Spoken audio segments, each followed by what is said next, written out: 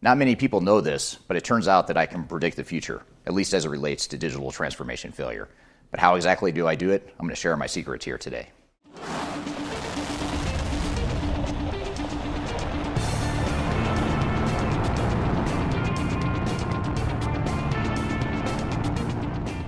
My name is Eric Kimberling. I'm the CEO of Third Stage Consulting. We're an independent consulting firm that helps clients throughout the world with their digital transformation journeys.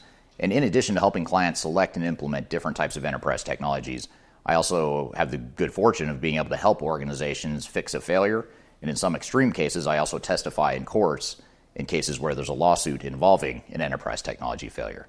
So in all this breadth of experience, I get a lot of exposure, my team and I get a lot of exposure to failures and what causes failure and also what causes success.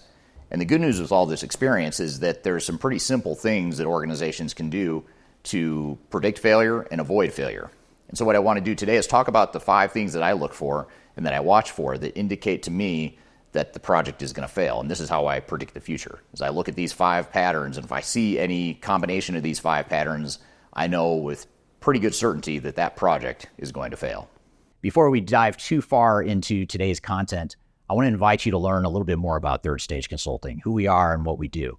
I've included a link to a video right here that describes Third Stage in a bit more detail. It talks about our story, our history, our philosophy, our clients, our service offerings, and that sort of thing. But in general, what Third Stage Consulting does is we're an independent and tech-agnostic consulting provider.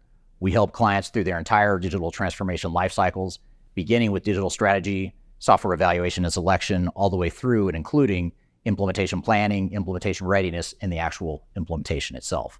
We're technology agnostic, so we only represent our clients' best interests. We do not represent software vendors. But having said that, we work very closely with software vendors, all the leading players that you can imagine we've worked with, both in helping clients evaluate and select them, but also in helping clients implement those solutions as well. So we have a very broad, objective, agnostic view of the market that is meant to really represent your interest as you go through your digital transformation. I also encourage you to scan this QR code right here to get access to our resource center. This resource center has a ton of information, a ton of ebooks that are free. You have access to top 10 software rankings, playbooks for how to make your project more successful, guides to change management, YouTube videos, all kinds of stuff that are going to help you through your digital transformation. So I encourage you to scan this QR code to get access to those resources. And please feel free to reach out to me directly to brainstorm ideas about your project. Even if it's just informally, you want to bounce around some ideas and get some informal advice, I'd be happy to spend some time with you. So feel free to reach out to me. I've included my contact information below. You can also find it in the description field of this video as well. So the first thing I look for that tells me whether or not a project is going to succeed or fail is the clarity of vision for the overall organization and for the digital transformation itself.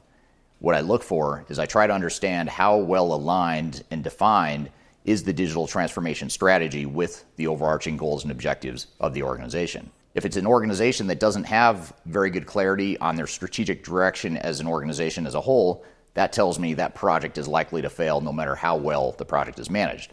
Reason being is that lack of clarity and that lack of understanding by the rest of the organization is going to create difficulty to be successful in any sort of digital transformation. Even if an organization has a clear vision and strategy for themselves as a whole, if they haven't articulated and connected the dots between overarching strategy and digital strategy, then that project is likely to fail as well. And the reason for that is because what happens is an organization has its strategic goals and objectives up here at a high level, and then down here at the digital strategy and the digital transformation execution level, project teams are often guessing as to what direction to go.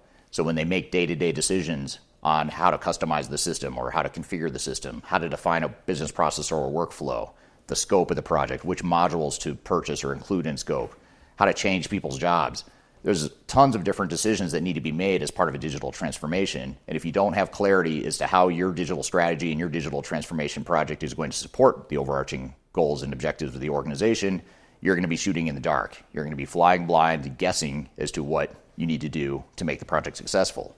And unfortunately, guessing doesn't get the job done, and it almost ensures that your project is going to fail. So if you don't have clarity of vision, that's one thing that tells me that your digital transformation or ERP implementation is highly likely to fail.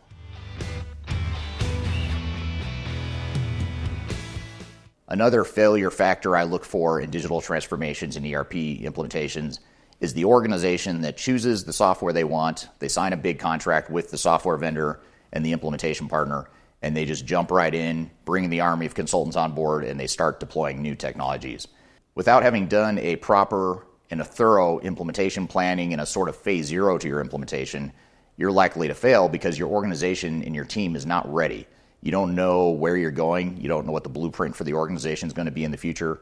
You don't know how you're going to mobilize resources, and you probably don't even fully understand what your implementation plan and budget really is. Your software vendor may have given you a high-level estimate or some sort of a proposal for one work stream within the overall digital transformation, which is the software work stream, but it's highly likely that they did not tell you what it's going to take to change your business processes, to change your organization, to define the architecture and the integration between your legacy systems and the new systems.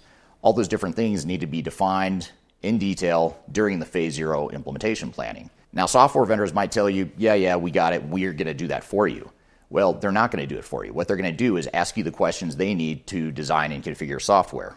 But what you need as part of your digital transformation to be successful is to define how your business is going to look in the future. What do you want to be when you grow up? What's your future state operating model? How are you going to be organized in the future? What are the expected business benefits? How are you going to mobilize your internal team? And if you don't have all this stuff ready by the time you start the implementation with your vendor and your implementation technical partners, you're highly likely to fail in those cases.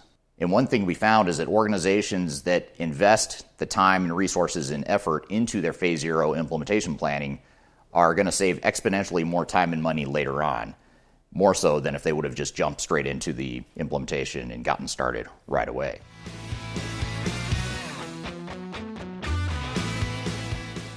The next thing I look for to determine whether or not a project is going to fail is the organizational change strategy.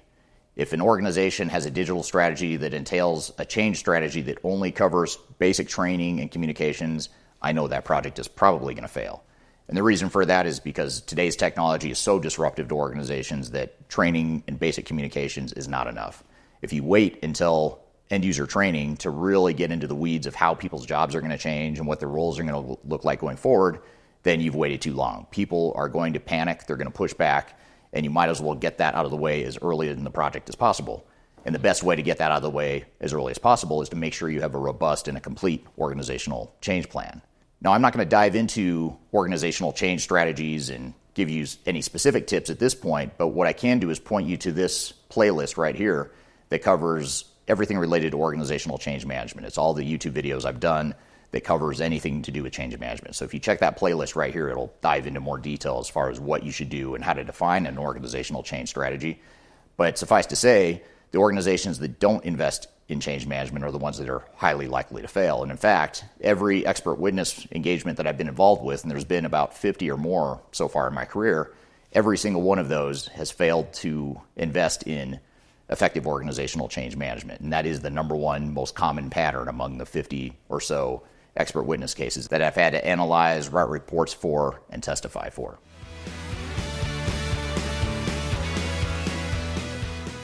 Another thing I look for to determine whether or not a project is going to fail is the balance of power between the client, the end customer, and the implementation vendors. Software vendor, system integrator, implementation technical partner, VAR, whatever you call them, the people that focus on the software implementation. If that balance of power is off to where the vendors and or the implementation technical partners have too much power, then chances are extremely high that your project is going to fail. And the reason for that is because at this point, it becomes their project, not your project. They're going to create a solution that they might feel comfortable with, but probably isn't going to work for your business unless you tell them what it is you need and you have clear direction and clarity and parameters around what the project is going to look like and what the end results are. Instead, what organizations need to do is they need to take control and ownership of the project and at the very least be on even footing with the system integrator or the outside vendors.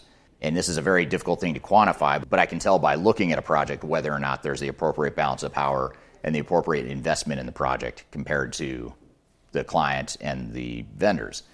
And if you have clarity around how you want your project to look, if you've done the phase zero implementation planning that I've talked about before, that's going to give you a tool set to be able to manage the system integrator and to manage your software vendor rather than the software vendors managing you. And once you take control and you start to manage the project and you define your future state, you define how technology is going to support your business going forward, you make more of the critical decisions around how you're deploying new changes to your organization, the more likely it is you're going to be highly successful in that case. Now, the problem is for those of you that are going through transformations, oftentimes that's not your main business. Your core business is something completely different, and you only go through these projects hopefully every 10 or 20 or 30 years. So you do need outside experts, but you don't want to be so dependent on them that you have this sort of learned helplessness to where you defer everything to them. So instead, it's important to make sure that you take the time to have that roadmap and clarity so that you can manage the experts that come in to provide the technology competencies that you need.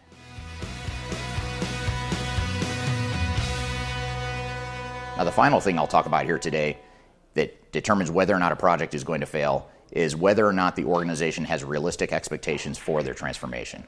Those organizations that have unrealistic expectations are extremely likely to fail. The reason for that is because they have no idea what they're getting themselves into. They have no idea how much time and money they're about to spend, but they're guessing, and they're assuming that that guess is right, and it is rarely, if ever, correct. Organizations that have unrealistic expectations also face the problem of making really bad decisions later on as they try to make decisions to force fit the overall project into an unrealistic timeline, scope, budget, etc. And that leads to a bunch of downstream problems later on. For example, we worked with clients that had started their project with completely unrealistic expectations. They had timelines and budgets that were never going to happen, but then they start making decisions to try and force the transformation into that timeline and that budget. So because it won't fit the way they originally thought, they start cutting things. They start cutting rounds of integration testing. They start cutting some of the organizational change activities. They start assuming that they're not going to redefine their business processes. They're just going to implement technology to do things the same way they've always done them because it's easier and faster that way in the short term.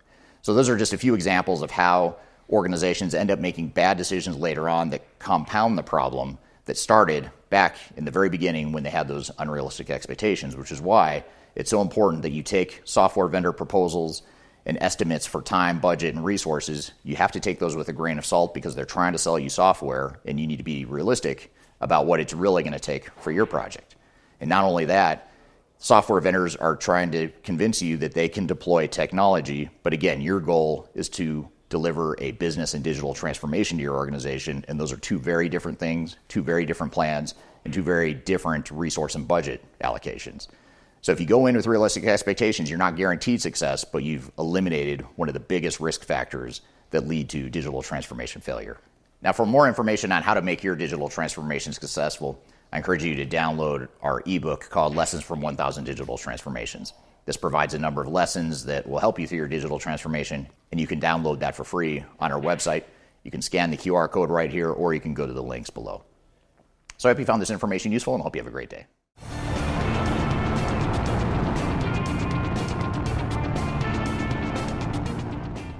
Not many people know this, but it turns without having done that inflection was weird. Let me do that again.